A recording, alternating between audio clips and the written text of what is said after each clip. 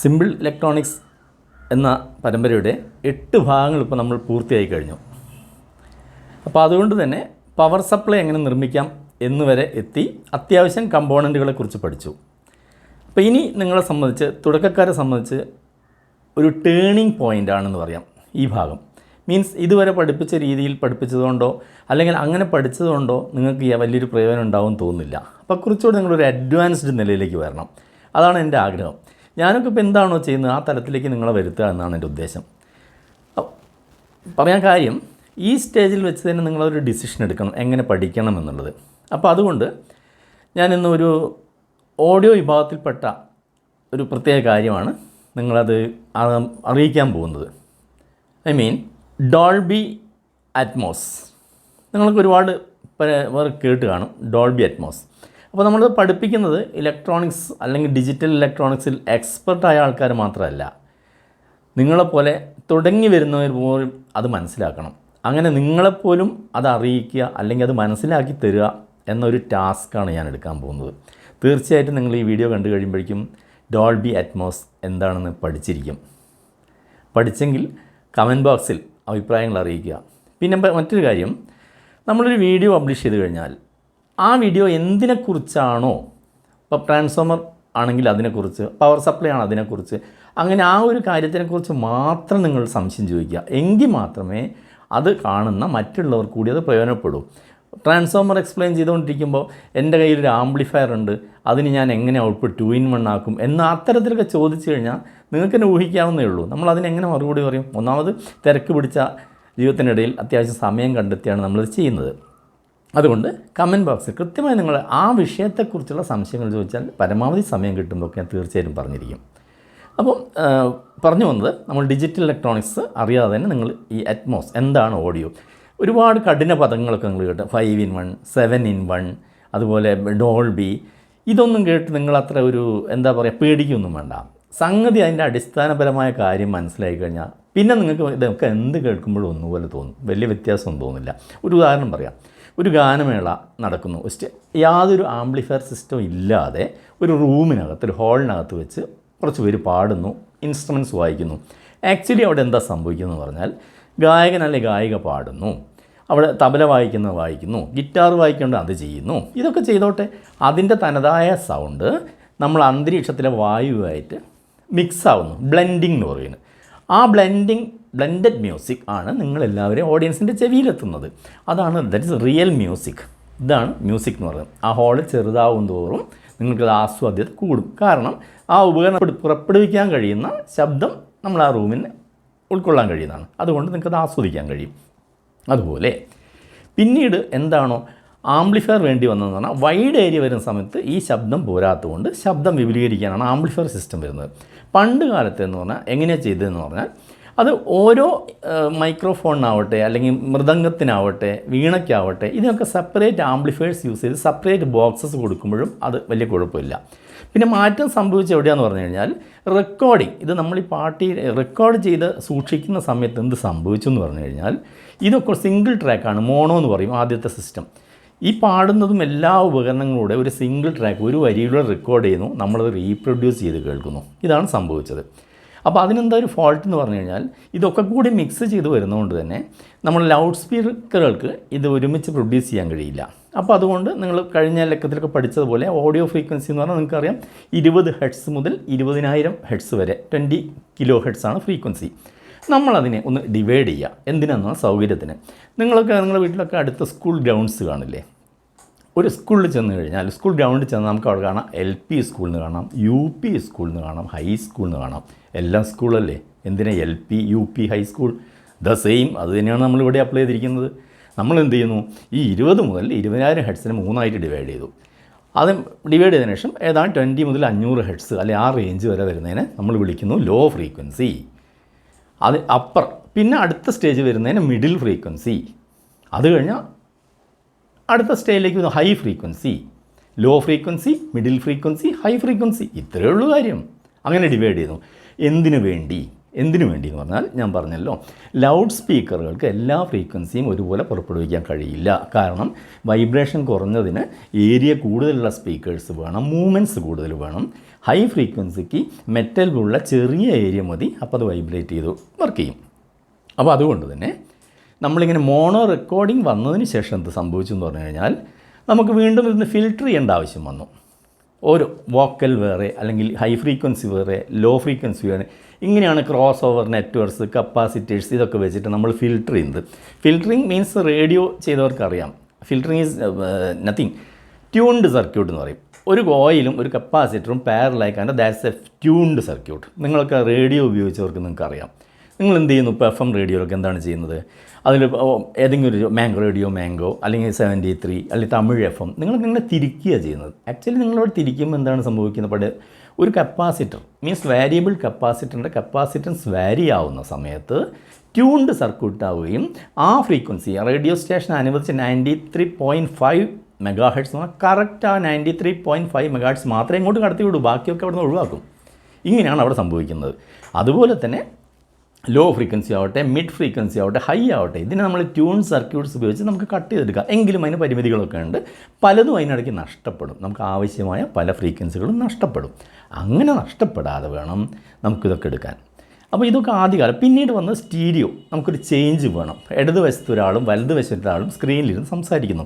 ഇവർ അന്യോന്യം ലെഫ്റ്റും റൈറ്റും സംസാരിക്കുമ്പോൾ നമുക്കത് റിയൽ ഫീൽ കിട്ടണമെങ്കിൽ 2 സ്പീക്കർ കൊടുക്കുകയാണെങ്കിൽ എന്ത് സംഭവിക്കും?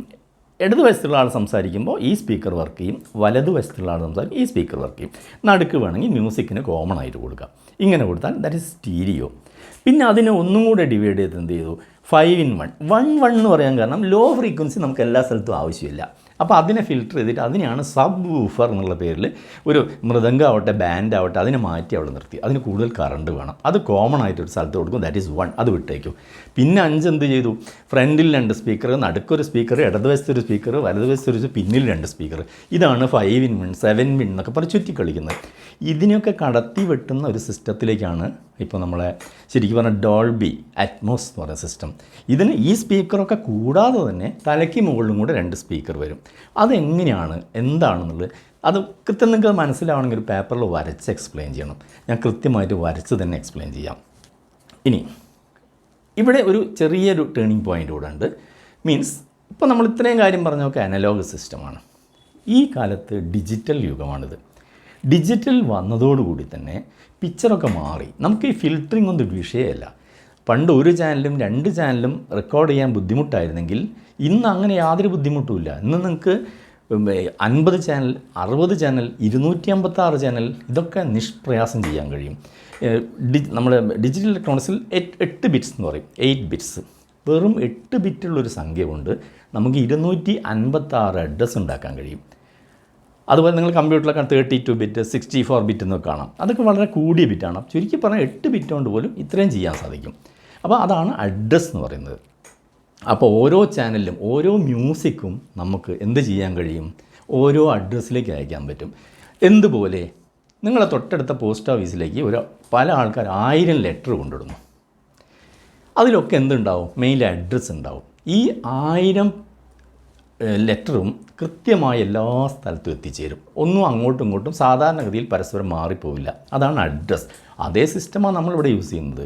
എന്ന് വെച്ചാൽ ഈ 256 അഡ്രസ്സിലും നമ്മൾ പാട്ടിനെ ഡിജിറ്റൽ ഫോമിലേക്ക് കൺവേർട്ട് ചെയ്ത് കഴിഞ്ഞാൽ അതിനെ സൂക്ഷിക്കുന്ന സ്ഥലത്തിന് രജിസ്റ്റേഴ്സ് നമ്മുടെ പറയുന്നത്. അതിൻ്റെ കപ്പാസിറ്റി അളക്കുന്ന MB അല്ലെങ്കിൽ KB, MB, GB. അപ്പോൾ ഓരോ വെള്ളം സൂക്ഷിച്ച് വെക്കുന്നത് പാത്രത്തിലാണെങ്കിൽ ഇത്ര ലിറ്റർ എന്ന് പറയുമ്പോൾ നമ്മളിവിടുത്തെ മ്യൂസിക്കുകൾ അല്ലെങ്കിൽ സൗണ്ട് സൂക്ഷിച്ച് വെക്കുന്ന പാത്രങ്ങളെ രജിസ്റ്ററുകൾ എന്ന് വിളിക്കുന്നു. ആ രജിസ്റ്ററിനൊക്കെ എന്ത് കൊടുക്കുന്നു? നമ്മൾ അഡ്രസ്സ് കൊടുക്കുന്നു. ഇനി കമ്മ്യൂണിക്കേഷൻ എന്ന് പറഞ്ഞാൽ കമ്മ്യൂണിക്കേഷൻ പ്രോട്ടോക്കോളിൽ ഇപ്പോൾ സിനിമാ തിയേറ്ററിലേക്ക് വരുന്ന ഒരു ചിത്രങ്ങളും വീഡിയോ ഒക്കെ ബൈ എയർ ഡിഷിലേക്ക് സീരിയലായിട്ടാണ് വരുന്നത്. Serial means 2 wire. ഈ 2 വയറിൽ നമ്മളിങ്ങനെ ഓരോ ഭാഗം പാട്ട് ഏതാണ്, ചിത്രം എന്താണ്, ഇതിനൊക്കെ അഡ്രസ്സ് ചെയ്ത പാക്കറ്റ്സ് എന്നാണ് പറയുക. PACKTS packets. ഓരോ പാക്കറ്റ് ഒരു ലെറ്ററിന് നമുക്കൊരു പാക്കറ്റായി കണക്കാം. ഈ പാക്കറ്റ്സിന് ഇവിടെ എത്തിക്കഴിഞ്ഞാൽ ആ വരുന്ന പാക്കറ്റിനനുസരിച്ച് അതിനെ വേർതിരിച്ചിങ്ങനെ ഓരോ വ്യക്തിക്കും കൊടുക്കുക അല്ലെങ്കിൽ ഓരോ ചാനലിനും കൊടുക്കുക എന്നുള്ള പ്രോസസ്സാണ് ഇവിടെ നമ്മൾ ചെയ്യുന്ന. എന്താണ് അതിന് പറയും? ഡീകോഡിങ്. പാക്കറ്റ് ആക്കി അയക്കുന്ന സ്റ്റുഡിയോന് പറയുന്നു എൻകോഡിങ്. അവിടുന്ന് എൻകോഡിങ് ചെയ്ത് വിട്ട സാധനം നമ്മളിവിടുന്ന് ഡീകോഡിങ് ചെയ്ത് വേണ്ട ആൾക്ക് ഡിസ്ട്രിബ്യൂട്ട് ചെയ്യുന്നു. ഇതിൻ്റെ സമയം എന്ന് പറയുന്നത് മൈക്രോ സെക്കൻഡ്സ്. മൈക്രോ സെക്കൻഡ് എന്ന് പറഞ്ഞിട്ടുണ്ടെങ്കിൽ ഒരു സെക്കൻഡ് എന്ന് പറഞ്ഞാൽ നിങ്ങൾക്കറിയാം 1000 മില്ലി സെക്കൻഡ്. 1000-ൽ 1 മില്ലി സെക്കൻഡ് ഈസ് ഒരു മൈക്രോ സെക്കൻഡ്. ഇത്രയും വേഗതയിൽ മൈക്രോ സെക്കൻഡിൽ ഡിസ്ട്രിബ്യൂഷൻ നടക്കുന്നു. ഈ സിസ്റ്റമാണ് നമ്മളിവിടെ ഡിവൈഡ് ചെയ്തിട്ട് ഇപ്പം അറ്റ്മോസിൽ എന്ത് സംഭവിക്കുന്നു അത് നല്ലൊരു എക്സാമ്പിൾ എടുത്തുകൊണ്ട് നിങ്ങൾക്ക് ഞാൻ കൃത്യമായിട്ട് പറഞ്ഞുതരാം. അപ്പം ഞാൻ പറഞ്ഞു വന്നത് പ്രധാനപ്പെട്ട കാര്യം, നിങ്ങൾ ഇലക്ട്രോണിക്സ് പഠിക്കുന്നതോടൊപ്പം തന്നെ ഏതെങ്കിലും ഒരു ലാംഗ്വേജ് കൂടി പഠിക്കണം. മീൻസ് സി ലാംഗ്വേജ്, ജാവ ഇങ്ങനെയൊക്കെ ഉണ്ടല്ലോ. അതിലെൻ്റെ അഭിപ്രായത്തിൽ എനിക്ക് നല്ലതായിട്ട് തോന്നിയത് സി ലാംഗ്വേജാണ്. നിങ്ങൾ തൊട്ടടുത്തുള്ള എവിടെയെങ്കിലും ഇരുന്നിട്ട് അത്യാവശ്യം സി ഒന്ന് പഠിക്കാൻ ശ്രമിക്കുക.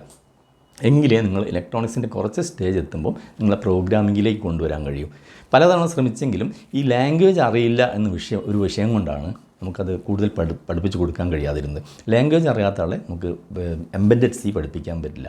നമ്മളിതിനകത്തൊക്കെ ഉപയോഗിക്കുന്നത് സോഫ്റ്റ്വെയർ കോഡിംഗ് എഴുതാൻ വേണ്ടി എംബെഡഡ് സി ആണ്. അതുകൊണ്ട് നിങ്ങൾ ഇപ്പോഴേ കുറച്ചെങ്കിലും അറിയാവുന്ന രീതിയിൽ ഞാനൊരു സിലബസ് പ്രിപ്പയർ ചെയ്യുന്നുണ്ട്.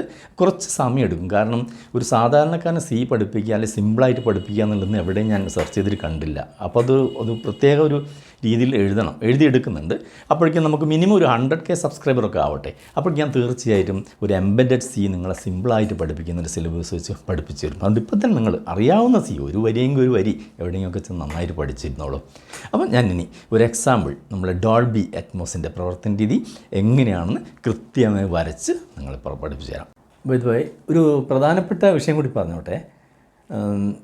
നിങ്ങൾ ഈ ഇലക്ട്രോണിക്സ് പഠിക്കുന്നതോടൊപ്പം തന്നെ നിങ്ങൾക്ക് വളരെ പ്രയോജനപ്പെടുന്ന, ഞാനൊരു ഏതാണ്ട് 1 വർഷം മുമ്പാണ് തോന്നുന്നു, 2 വർഷം മുമ്പ് പബ്ലിഷ് ചെയ്ത 2 വീഡിയോയുടെ ലിങ്ക് ഞാൻ ഡിസ്ക്രിപ്ഷനിൽ കൊടുക്കുന്നുണ്ട്. ഒന്ന് എനിക്ക് തോന്നുന്നു അമേരിക്കയിൽ ഇരുന്നു കൊണ്ടും നമുക്ക് എവിടെയുള്ള സ്വിച്ചുകൾ ഓൺ ഓഫ് ചെയ്യാം, അത് GSM ടെക്നോളജി ആയിരുന്നു. പിന്നെ ഒന്ന് മൊബൈൽ ആപ്പ് കൊണ്ട് നമുക്കങ്ങനെ വൈഫൈ ഒക്കെ ഉപയോഗിച്ച് എന്ത് ചെയ്യാൻ. അപ്പോൾ ഇത് രണ്ടും കാണുമ്പോൾ നിങ്ങൾക്ക് ഇന്നത്തെ ആ ഒരു ട്രെൻഡ്, അപ്പോൾ നിങ്ങൾ ഏത് തലത്തിലേക്ക് പഠിക്കണം കുറച്ചുകൂടി ഐഡിയ കിട്ടാൻ പ്രയോജനപ്പെടും. എപ്പോഴെങ്കിലും സമയം കിട്ടുമ്പോൾ ഇന്ന് ആ 2 വീഡിയോ ഒന്ന് കാണാൻ ശ്രമിക്കുക. ശരി, നമുക്ക് വിഷയത്തിലേക്ക് കടക്കാം. അപ്പോൾ നമുക്ക് നോക്കാം. അപ്പോൾ നിങ്ങൾ ഇലക്ട്രോണിക്സ് പഠിക്കുന്നത് കേവലം ഒരു ആംപ്ലിഫയർ അസംബിൾ ചെയ്യാനോ അല്ലെങ്കിൽ കുറച്ച് സർവീസിങ് പഠിക്കാനോ വേണ്ടി മാത്രം ആയിരിക്കരുത്. ഇതുപോലെ നല്ല നല്ല സോഫ്റ്റ്വെയറൊക്കെ എഴുതാനുള്ള ഒരു തലത്തിലേക്ക് വേണ്ടി തന്നെ പഠിക്കുക. എവിടം വരെ സാധിക്കുന്നത് സാധിക്കട്ടെ. പിന്നെ പ്രായപരിധിയൊന്നുമില്ല, ആർക്ക് വേണമെങ്കിലും പഠിക്കാം. അപ്പം ഈ കാര്യം ഞാൻ ഡോൾബി അറ്റ്മോസ് എക്സ്പ്ലെയിൻ ചെയ്യാൻ പോവുകയാണ്. നിങ്ങൾ വളരെ ശ്രദ്ധിച്ചിരുന്നോളൂ. വളരെ സിമ്പിളാണ്, ഒന്ന് ശ്രദ്ധിച്ചാൽ മാത്രം മതി. ഇതാണ് നമ്മുടെ സ്ക്രീനിൻ്റെ ഇടതുവശം. സിനിമാ തിയേറ്റർ ആണെങ്കിൽ തിയേറ്ററാണെന്ന് വിചാരിച്ചോളൂ. സ്ക്രീനിൻ്റെ ഇടതുവശമാണ്, വലതേയറ്റം വലതുവശമാണ് മാർക്ക് ചെയ്തിരിക്കുന്നത്. തിയേറ്ററിലൊക്കെ സാധാരണ 16 സ്പീക്കർ, 30 സ്പീക്കർ, 32 സ്പീക്കറൊക്കെ ഉപയോഗിക്കാറുണ്ട്. ഞാനിവിടെ നിങ്ങൾക്ക് എളുപ്പം മനസ്സിലാൻ വേണ്ടി 8 സ്പീക്കറെ യൂസ് ചെയ്യുന്നു. 8 ആംപ്ലിഫയേഴ്സാണ് ഈ കാര്യം. ആംപ്ലിഫയറൊക്കെ നിങ്ങൾക്ക് അറിയാമല്ലോ. ഇങ്ങനെ 8 ആംപ്ലിഫയർ കൊടുത്തിരിക്കുന്നു, അതിന് സ്പീക്കറും കൊടുത്തിരിക്കുന്നു. അതിൻ്റെ കണക്ഷൻ, ആംപ്ലിഫയറിൻ്റെ ഇൻപുട്ട് കണക്ഷൻ പോകുന്നത് നമ്മളെ ഡീകോഡർ സിസ്റ്റത്തിലേക്കാണ്. ഇതാണ് ഡോൾബി അറ്റ്മോസിൻ്റെ ഇവിടെ എൻകോഡർ ഡീകോഡർ വരുന്ന സിഗ്നലാണല്ലോ എൻകോഡർ സിസ്റ്റം. അപ്പോൾ ഇതിൻ്റെ ഒരു പ്രത്യേകത, നമ്മൾ കഴിഞ്ഞതിൽ ട്രാൻസിസ്റ്ററൊക്കെ പഠിച്ചതുപോലെ ഓരോന്നും നമുക്ക് സിഗ്നൽ വഴി സ്വിച്ച് വഴി ഓണും ഓഫും ചെയ്യാൻ പറ്റും. അതിൻ്റെ ഒരു ഉദാഹരണമാണ് ഇപ്പോൾ നിങ്ങളെ മൊബൈൽ ഫോൺ ചാർജ് അതിൻ്റെ എമൗണ്ട് തീർന്നു കഴിഞ്ഞാൽ ഓട്ടോമാറ്റിക് കട്ടാവുന്നു. DTH സംവിധാനങ്ങൾ ഓട്ടോമാറ്റിക് കട്ടാവുന്നു. ഇതൊക്കെ എങ്ങനെയാണെന്ന് പറഞ്ഞാൽ അവർ അവിടുന്ന് ഒരു സിഗ്നൽ അത് ഓഫ് ചെയ്യാൻ വേണ്ടിയുള്ള കമാൻഡ് കൊടുത്താൽ തന്നെ ഇവിടുന്ന് ഓഫ് ചെയ്യാൻ കഴിയും. അതുപോലെ ഓണും ഓഫുള്ള കമാൻഡുകളോട് കൂടി ഏതൊക്കെ ആംപ്ലിഫയറിൽ ഏതൊക്കെ വർക്ക് ചെയ്യണം എന്ന് തീരുമാനിച്ചാണ് നമുക്കിതിൻ്റെ ഇൻപുട്ട് സിഗ്നൽ കിട്ടുന്നത്. അതുകൊണ്ട് ഡോൾബി അറ്റ്മോസിൽ വർക്ക് ചെയ്യണമെങ്കിൽ അതിനനുസരിച്ച് റെക്കോർഡ് ചെയ്ത ഓഡിയോ തന്നെ വേണം, എങ്കിലേ കിട്ടൂ. അല്ലാതെ ഏതെങ്കിലും ഓഡിയോ എടുത്താലും നിങ്ങൾക്ക് ഒരു റിയലായിട്ട് കിട്ടില്ല. അപ്പോൾ ഞാനിവിടെ ഒരു എക്സാമ്പിൾ എടുക്കാൻ പോകുന്നത് ഒരു ഹെലികോപ്റ്ററിൻ്റെ ആണ്. ഇതാണ് ഹെലികോപ്റ്റർ എന്ന് വിചാരിച്ചോളൂ. സ്ക്രീനിൽ എന്താണ് സംഭവിക്കുന്നത്?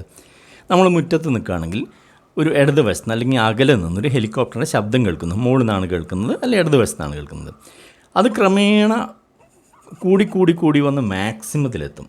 അതിനുശേഷം എങ്ങനെയാണോ വന്ന് അതുപോലെ കുറഞ്ഞ് തിരിച്ചു പോകും. അപ്പോൾ അതിൻ്റെ ഓഡിയോ സിഗ്നൽ ഞാനൊരു ലൈനിൽ, ഇതാണ് സമയം, ഏതാണ്ട് ഒരു 8 സെക്കൻഡാണെന്ന് വിചാരിച്ചോളൂ. 8 സെക്കൻഡാണ് നമ്മളിതിൻ്റെ സൗണ്ട് സ്റ്റാർട്ടിങ് മുതൽ അവസാനം വരെ 8 സെക്കൻഡാണ് കേൾക്കാനെടുത്തത്. അത് ഞാൻ വരയ്ക്കുകയാണ്. എങ്ങനെ സംഭവിക്കും? ഇവിടെ നിന്നാണ് ഹെലികോപ്റ്റർ സ്റ്റാർട്ട് ചെയ്യുന്ന സൗണ്ട്. അങ്ങനെ ക്രമേണ കൂടി മാക്സിമം എത്തും. ഇവിടെ എത്തുമ്പോൾ അതിൻ്റെ പീക്ക് എന്ന് പറയാം. ഫുൾ സൗണ്ട് നന്നായിട്ട് നമ്മൾ വളരെ അടുത്തുകൂടിയാണ്, തലേൻ്റെ മുകളിൽ കൂടിയാണ് പോകുന്നതെന്ന് വിചാരിച്ചോളൂ. പിന്നെ ഇതുവരെ വന്നതുപോലെ കുറഞ്ഞ് ഇവിടെ എത്തുമ്പോൾ 0 വീണ്ടും ഇല്ലാതാവും. ഇതാണ് ഈ 8 സെക്കൻഡിൽ സംഭവിക്കുന്നൊരു സൗണ്ട്. അപ്പോൾ ഞാൻ ഡോൾബി സിസ്റ്റം ഇത് അറ്റ്മോസിൽ എന്ത് ചെയ്യുന്നു, എക്സാമ്പിളിന് വേണ്ടി പറയുകയാണ്. ഈ സൗണ്ടിനെ നമ്മൾ 8 പീസസ് ആയിട്ട് വായിക്കുന്നു. ഇങ്ങനെ 8 പീസസ് കഷ്ണങ്ങളായി മുറിക്കുന്നു. അപ്പോൾ ഈ ഓരോ കഷ്ണത്തിനെയും ഓരോരോ പാക്കറ്റുകളിലേക്ക് മാറ്റുന്നു. പാക്കറ്റ്സ്. ആ പാക്കറ്റിൻ്റെ പ്രത്യേകത എന്താണെന്ന് പറഞ്ഞാൽ അതാണ് കമ്പനി ചെയ്യുന്നത്. അതിൻ്റെ പ്രത്യേകത നിങ്ങൾക്ക് ഏതാണോ ഇവിടെ പിന്നെ സൗണ്ട് ഇതിനൊക്കെ അഡ്രസ്സ് കൊടുക്കും. അഡ്രസ്സ് മീൻസ് എക്സാമ്പിൾ 01, 02, 03 അങ്ങനെ 08 വരെ 8 അഡ്രസ്സുള്ള കഷ്ണങ്ങളാക്കുന്നു. ഇത് കുറഞ്ഞ വോളിയാണ്, ഇത് കൂടി വരുന്നു, അതിൻ്റെ അടുത്ത് കൂടിയ മാക്സിമം ഇങ്ങനെ അഡ്രസ്സാക്കുന്നു. ഇനി ഏതാണോ ആദ്യം പ്ലേ ചെയ്യേണ്ടത് അതിനായിരിക്കും നമ്മളിവിടെ എത്തുന്ന സമയത്ത് നേരെ തിരിച്ചായിരിക്കും വരുന്നത്. ഇവിടെ നിന്നാണല്ലോ ആദ്യം സ്റ്റാർട്ട് ചെയ്യുന്നത്, നമ്മൾ കേട്ടതാണ്. അപ്പോൾ ഇവിടുന്ന് സ്റ്റാർട്ട് ചെയ്ത് ഇതുപോലെ വന്ന് ഇവിടെ അവസാനിക്കണം. അങ്ങനെ അഡ്രസ്സോടുകൂടി പീസസ് ആക്കിയിട്ട് നമുക്ക് അയച്ചു തരുന്നു. അതിനാണ് എൻകോഡിങ്. അവിടെ എൻകോഡിങ് കഴിഞ്ഞു. പിന്നെ എന്താണ് ഇവിടെ സംഭവിച്ചിരിക്കുന്നത്, നമ്മളിവിടെ 8 ആംപ്ലിഫയർ ഈ നമ്മുടെ ഡീകോഡർ യൂണിറ്റിലേക്കാണ് കൊടുത്തിരിക്കുന്നത്. ഈ 8 ആംപ്ലിഫയറിനെ നമുക്ക് ഇവിടുന്ന് സ്വിച്ചിങ് ചെയ്യാൻ പറ്റും. ഓൺ ചെയ്യാം, ഓഫ് ചെയ്യാം, ഏത് ആംപ്ലിഫയർ വേണമെങ്കിലും.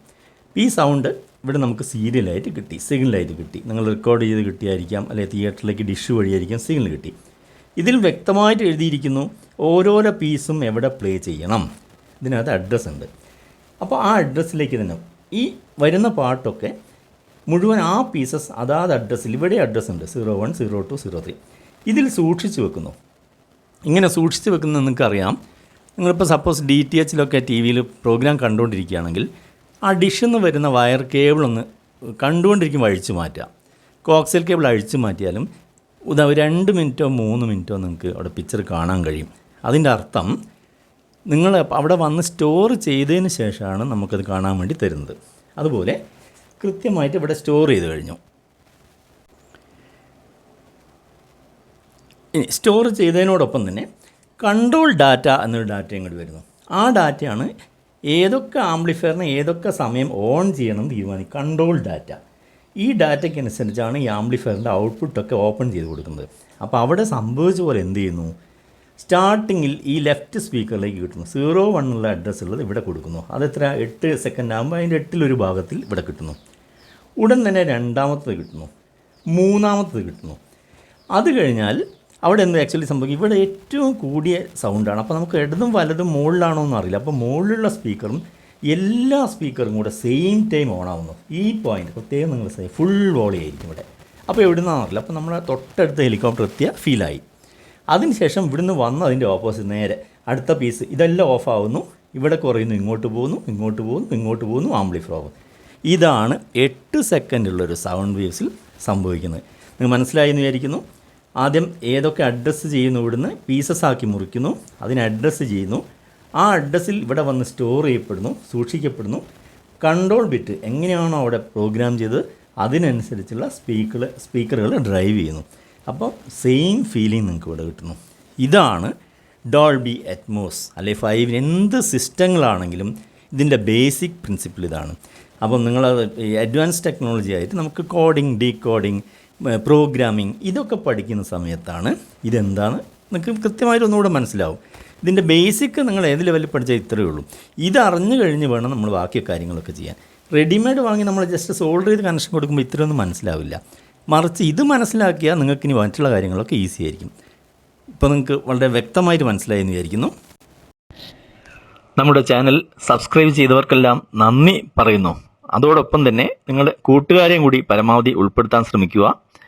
പിന്നീട് സബ്സ്ക്രൈബ് ചെയ്യാത്തവർ എത്രയും പെട്ടെന്ന് സബ്സ്ക്രൈബ് ചെയ്ത് നമ്മുടെ ചാനൽ ഒരു വൻ വിജയമാക്കണമെന്ന് അഭ്യർത്ഥിക്കുന്നു. വീണ്ടും നല്ലൊരു വീഡിയോയുമായി കാണുന്നതുവരെ ഗുഡ് ബൈ.